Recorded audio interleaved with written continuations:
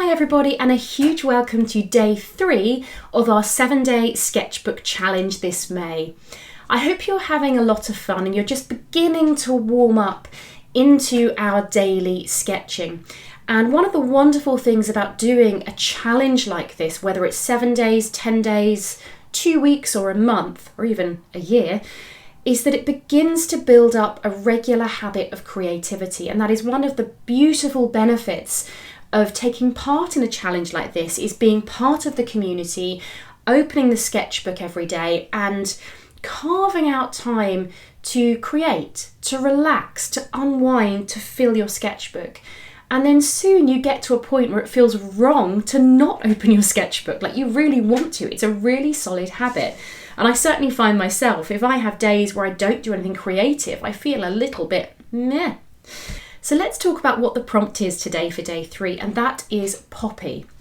Now, poppy is a very recognisable flower, and when I think of poppy, I immediately think of these bright red, beautiful flowers. But it's also a flower that has a wealth of history and symbolism attached to it. It's commonly known as being the flower that is a symbol of remembrance and hope.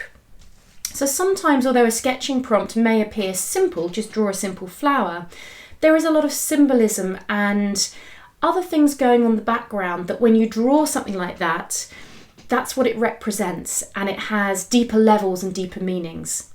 So when you're sketching, yes, of course, sketching is fun and you're doing it for the joy of it and creativity, but in art and with anything in general, anytime you draw something, there's a history, there's things behind it that perhaps you're representing when you draw something like this.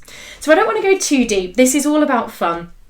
But I think perhaps today we can think about drawing our flower, our poppy or poppies, and they come in all sorts of colours, just on a very sort of simple, I'm observing beautiful nature basis, but also we can have a little bit of a think into the symbolism of what some of these flowers and things mean, because there is such a rich history across the world with all of the things that we sketch and we draw.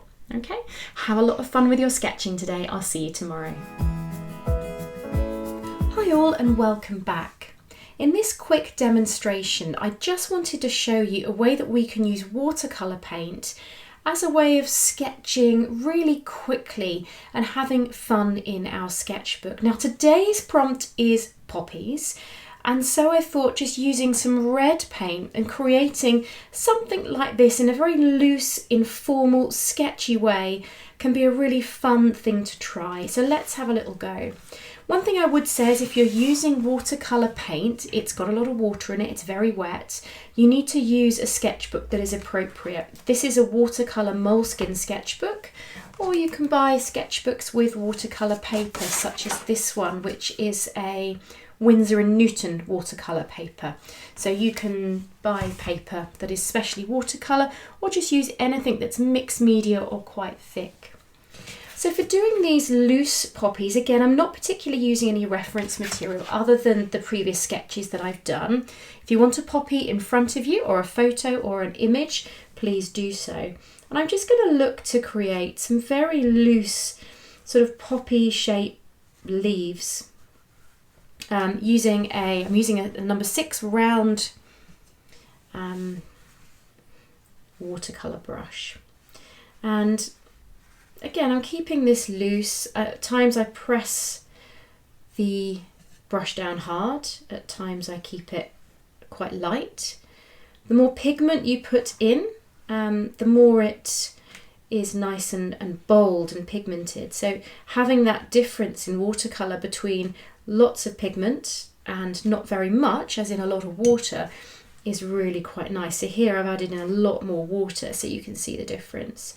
And this is me simply playing, keeping it super loose, and immediately you get a sense of poppies purely from the colour.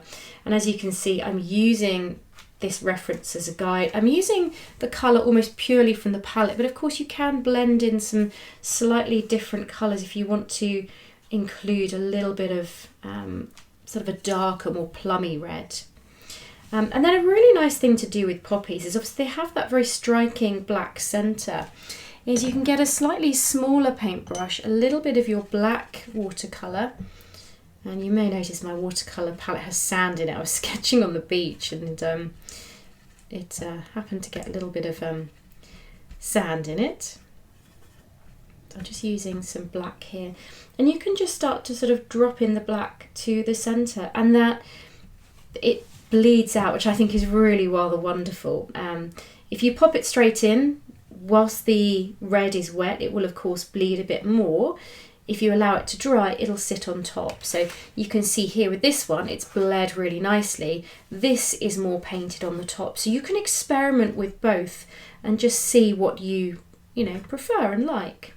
And that's just a really wonderful way to experiment with the sort of the poppy as a flower, and just keep it loose and light. And this has taken me just a couple of minutes to demonstrate for you. You could take a little longer if you want to, but it just gives you the idea. And I'm just popping a few suggestions of stems here, and that are my very sketchy loose watercolour poppies. Really fun. It obviously take a little bit of time to dry. You can work back over in a little bit more detail with a little bit more pigmented watercolour if you wish to, but have a play with some watercolour red paint to create some poppy shapes.